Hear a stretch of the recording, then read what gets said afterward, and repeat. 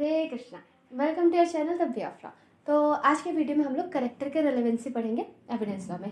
ठीक है, अब करेक्टर होता क्या, पहले इस पर थोड़ी सी बात करते हैं, थोड़ा सा पढ़ेंगे, उसके बाद हम आगे अपना डायरेक्ट लॉ में जंप करेंगे।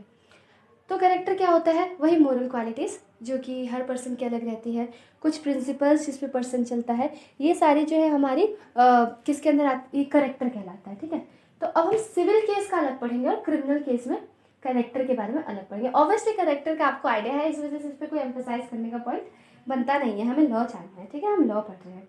तो सिविल केस में अगर हम लोग बात करें कि करेक्टर की क्या रिलेवेंसी है, तो उधर करेक्टर इररिलेवेंट है। अगर आपसे कोई जनरली पूछे, कोई आपसे जनरल रूल पूछे कि क्या सिविल केस में कैरेक्टर रिलेवेंट है, तो यार आंसर शुड बी नो।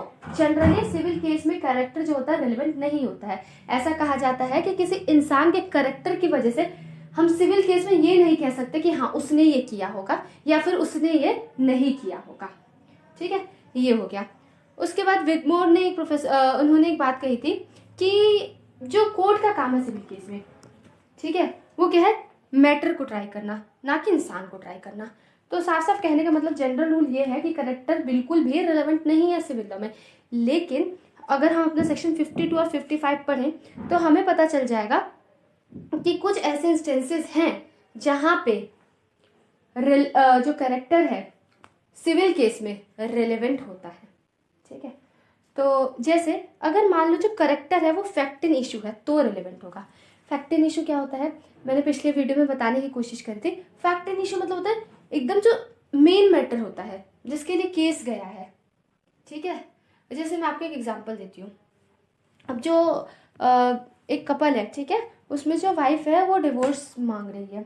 किस ग्राउंड पे मांग रही है, क्रुएलिटी के ग्राउंड में, कि जो उसका हस्बैंड है ही इज क्रूअल टुवर्ड्स हर। ठीक है, तो क्रुएलिटी के ग्राउंड पे वो डिवोर्स मांग रही है। तो यहाँ पे जो मेन क्वेश्चन है क्या है कि क्या हस्बैंड एक्चुअली में क्रुएलिटी एक्सरसाइज करता है अपनी वाइफ के साथ। तो क्रुएलिटी जो है यहाँ पे क्या होगा, फैक्ट इन इशू, मतलब जो मेन मुद्दा है केस का। तो अगर उसे प्रूफ कर, तो अगर क्रुएलिटी की बात हो रही है तो क्रुएलिटी कैसे प्रूव होगा, उस इंसान का कैरेक्टर से ही प्रूव होगा ना, कि वो ड्रिंक करता है ना, या फिर मतलब उसके एक्शन से दिखाया जाएगा, उसके कैरेक्टर से दिखाया जाएगा, राइट। तो यहाँ पे कैरेक्टर जो होगा वो रिलेवेंट होगा। समझ आ गया। तो कब रिलेवेंट होगा सिविल केस में, पहला सिचुएशन है जब कैरेक्टर जो है वो फैक्ट इन इशू है, मतलब कैरेक्टर मेन मुद्दा है। ठीक है, कैरेक्टर को प्रूफ करना बहुत जरूरी है। जैसे मैंने क्रुएलिटी का एग्जांपल दिया, क्रुएलिटी तो कैरेक्टर से ही रिलेटेड है, तो वहां पे इंसान का कैरेक्टर जो है वो सिग्निफिकेंट रोल प्ले करेगा और कोर्ट उसके कैरेक्टर का जो एविडेंस होगा उसे एक्सेप्ट करेगी। अगर कैरेक्टर के एविडेंस को एक्सेप्ट नहीं करेगी तो पता कैसे चलेगा कि वो एक्चुअल में क्रूअल है या नहीं है ना। तो ये हो गया। उसके दूसरा है हमारा है दूसरा सिचुएशन, यही दो सिचुएशन है जहां पे कैरेक्टर रिलेवेंट होगा सिविल केस में। दूसरा सिचुएशन है अगर जैसे डैमेजेस होता है सिविल केस में, नॉर्मली रेमेडी क्या होती है, डैमेजेस देते हैं, है ना, डैमेजेस, इंजंक्शन वगैरह ये सारी चीजें होती हैं। तो डैमेजेस मतलब कंपनसेशन देना। तो जब कंपनसेशन डिसाइड करना होता है तो हमें क्या देखना पड़ता है, हमें उस इंसान की देखना पड़ता है, उस इंसान को इंजरी कितनी है। तो अब इंजरी पता करने के लिए हमें उसकी रेपुटेशन पता होनी चाहिए, है ना। अब हमें उसका रेपुटेशन कैसे पता चलेगा, उसके कैरेक्टर से पता चलेगा। तो डैमेजेस देने के लिए जो इंसान का जो कैरेक्टर है वो रिलेवेंट होता है सिविल केस में। अब कैरेक्टर में ना सिविल केस में डैमेजेस डिसाइड करने के लिए कैरेक्टर को दो हिस्से में बांटा गया है, एक होता है रेपुटेशन, एक होता है डिस्पोजिशन। रेपुटेशन मतलब सोसाइटी में उसकी क्या स्टैंडिंग है, सोसाइटी में लोग उसके बारे में क्या समझते हैं। डिस्पोजिशन मतलब वो एक्चुअली में क्या है, उसकी क्या एजुकेशन क्वालिफिकेशन है, क्या प्रोफेशन है उसका। तो इन सब चीज़ों को देखकर जो है उसका जो है डैमेजेस डिसाइड किया जाता है। ठीक है, कि उसे कितना लॉस हुआ है ना। जैसे डिफेमेशन, फॉर एग्जांपल उसको किसी ने डिफेम कर दिया, है ना। अब मान लो किसी ने झूठा उसे डिफेम किया, है ना, झूठा डिफेम किया। अब मान लो वो एक बहुत पब्लिक फिगर था, है ना, मतलब सोशल वर्कर था एक सोसाइटी में, तो अब उसकी जो रेपुटेशन है बहुत ज़्यादा इंजरी हुई होगी ना। तो उसे डैमेजेस डिसाइड करने के लिए हमें क्या करना पड़ेगा, हमें उसका कैरेक्टर देखना पड़ेगा कि क्या उसका कैरेक्टर है, जैसे क्या उसका रेपुटेशन है, तो सिविल केसेस में सिर्फ 2 ही इंस्टेंसेस ऐसे हैं जहां पे जो है करेक्टर रिलेवेंट होता है। वो है अगर करेक्टर फैक्टिंग इशू है, मतलब मेन मुद्दा है, केस का मुद्दा ही उस इंसान का कैरेक्टर है। और दूसरा क्या है, अगर डैमेजेस डिसाइड करने के लिए, अगर करेक्टर जो है डैमेज अफेक्ट करता है।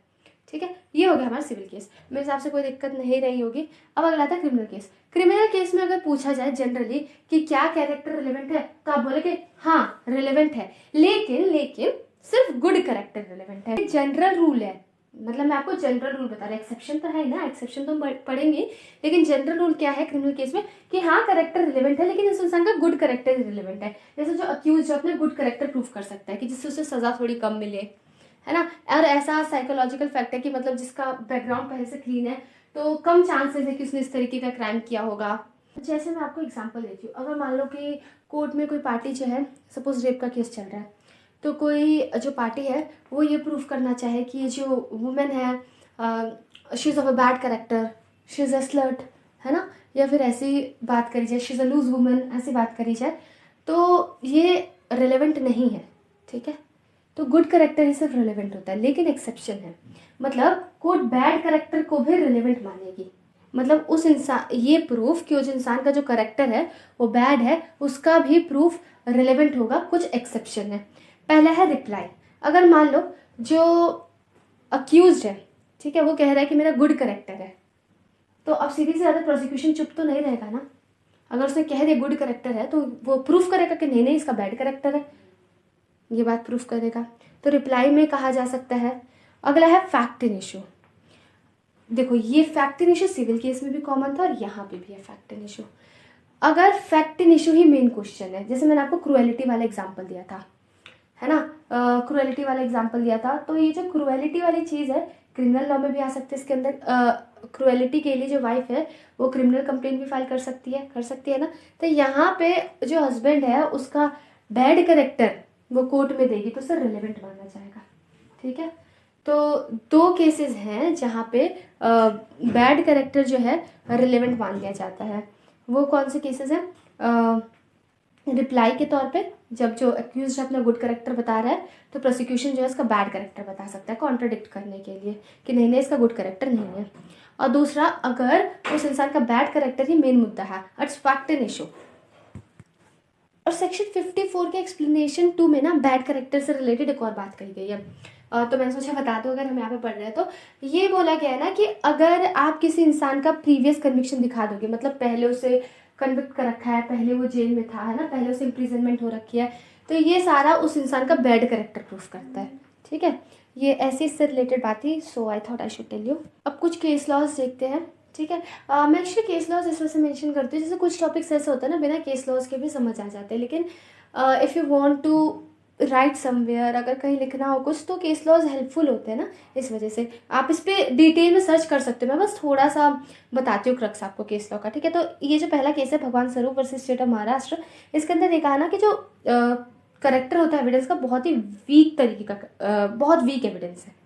ये जो दूसरा केस है ये अटॉर्नी जनरल वर्सेस वुमेन का केस है। इस केस में ये कहा गया था कोई एक इंसान के अगेंस्ट एलिगेशन थी कि फॉल्स वेट यूज़ करता है। ठीक है, फिर क्या हुआ कि उसने अपने गुड करेक्टर का प्रूफ देना चाहा, तो कोर्ट ने बोला कि गुड करेक्टर या फिर जो भी करेक्टर से रिलेटेड फीडबैक है वो एक्सेप्टेबल नहीं है। फिर क्यों? क्योंकि ये तो सिविल केस चल रहा है। आप डिटेल में देख सकते हो केस लॉस। ठीक है ना, मैं बस इधर ऐसे ही बता रही हूँ। फिर अगला है, अगले केस में ये बात कही गई थी कि अगर चाइल्ड की कस्टडी से रिलेटेड कोई क्वेश्चन होता है ना, तो दोनों पार्टीज के करेक्टर कैसे हैं वो ये एक रिलेवेंट फैक्टर होता है। फिर जो लास्ट केसेस में ये बोला गया कि जो क्रिमिनल प्रोसीडिंग है वो क्रिमिनल प्रोसीडिंग में एक इंसान का करेक्टर बहुत ज़्यादा इंपॉर्टेंट रोल प्ले करता है ये डिसाइड करने के लिए कि क्या वो एक्चुअली में इनोसेंट है या नहीं है। मतलब यही कि कैरेक्टर की कितनी ज़्यादा रेलेवेंस होती है किसी भी क्रिमिनल केस में।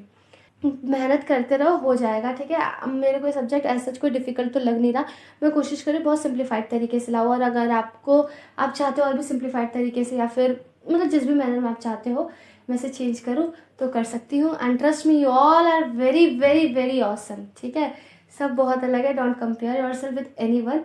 Krishna has made all of us different. We all have something unique in us. Identify it and work accordingly. All the very best. Hare Krishna.